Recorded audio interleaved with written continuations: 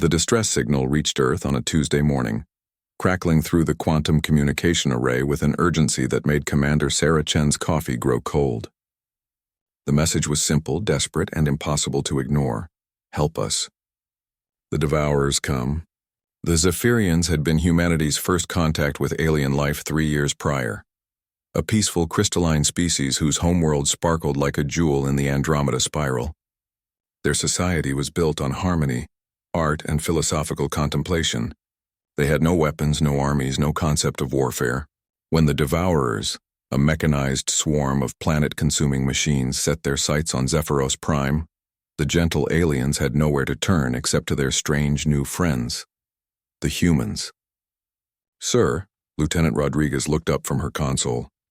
"The Zephyrian Council is requesting immediate military assistance. The Devourer fleet will reach their system in 72 hours. Commander Chen set down her mug and studied the tactical display. 40 Devourer ships, each the size of a small moon, bearing down on a defenseless world of artists and philosophers. The logical response would be to express sympathy and explain that Earth couldn't possibly mount an effective defense in time. But humans had never been particularly logical. "Get me Admiral Hassan," Chen ordered, "and prep the emergency response fleet." Within 18 hours, an unprecedented armada launched from Earth's orbital shipyards. Not just military vessels, but construction ships, agricultural transports, medical frigates, and even civilian freighters, hastily retrofitted with whatever weapons the engineers could bolt on. Leading the charge was the ESV Indomitable, Admiral Hassan's flagship, its hull scarred from a dozen conflicts across the galaxy. The human fleet arrived at Zephyros Prime with 12 hours to spare. As their ships took defensive positions around the crystal cities that floated in the planet's methane clouds, the Zephyrians watched in bewilderment. "Admiral Hassan," came the melodic voice of Kristark Veltar, the Zephyrian leader. "Your ships are insufficient. The Devourers number 40 to your 23.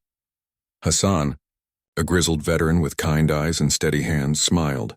"Numbers aren't everything, friend. Besides, you haven't seen humans fight yet." The Devourer fleet emerged from hyperspace like a plague of metal locusts, their massive forms blotting out the system's twin suns. Their ships were angular, brutal things designed for one purpose: consumption. They had devoured 17 worlds already, leaving nothing but asteroid fields in their wake. The lead Devourer vessel broadcast its standard ultimatum: surrender. Resistance is futile. You will be consumed. Admiral Hassan's response was broadcast on all frequencies. "This is Admiral Hassan of the Earth Defense Fleet. These people are under our protection. You want them? Come and take them." What followed was the kind of battle that would be sung about in taverns across the galaxy for generations. The humans didn't fight like any species the Devourers had encountered.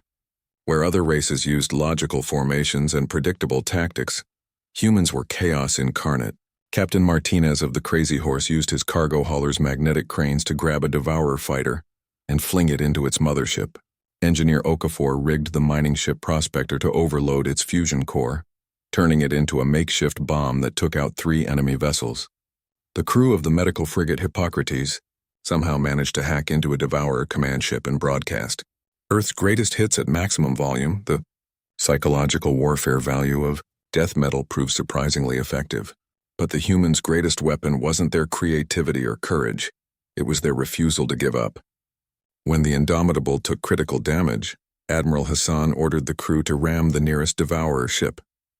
When ammunition ran low, they started throwing everything they had: mining charges, construction equipment, even the ship's coffee makers. The turning point came when Lieutenant Rodriguez, floating in a damaged fighter, noticed something the Devourers hadn't. The Zephyrians were recording everything. Their entire species was watching the battle, learning about concepts they'd never imagined. Courage, sacrifice, the willingness to fight for others. "Admiral," Rodriguez transmitted, "the Zephyrians are getting ideas." Kristark Veltar's voice suddenly cut across all channels. "People of Zephyros, we have watched our human friends risk everything for us. Perhaps it is time we learn to fight for ourselves." The crystalline structures of the floating cities began to reshape themselves, their harmonic resonances focusing into destructive frequencies. The peaceful Zephyrians had weaponized their very architecture, turning their homeworld into a fortress. Art became warfare, philosophy became strategy. The Devourer fleet, caught between human ferocity and newfound Zephyrian resistance, began to falter. Their programming couldn't adapt to enemies who refused to follow conventional patterns. They retreated, but not before losing 2/3 of their force. As the smoke cleared and the wounded were tended to, an unprecedented thing happened. The Zephyrians, still high on their first taste of victory, insisted on throwing a celebration. They had never held a victory feast before. War was a new concept, but they had watched human movies.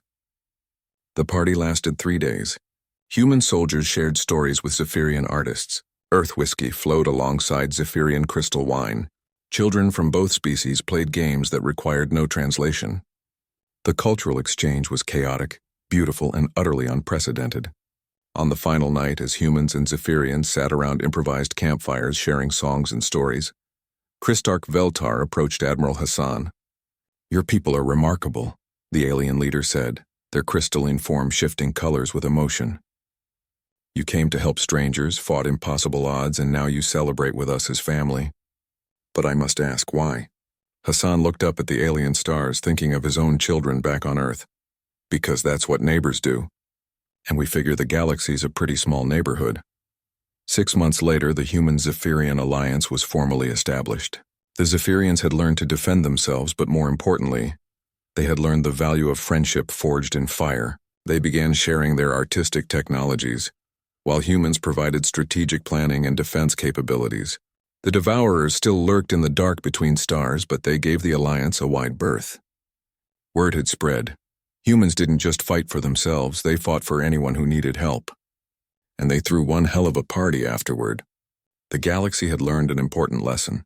When aliens asked for help, humans answered. They brought warfare when needed, celebration when earned, and always they brought the possibility of a better tomorrow. In the end, that's what made humans dangerous. Not their weapons or their tactics, but their unshakable belief that the universe could be a kinder place, and their willingness to fight to make it so.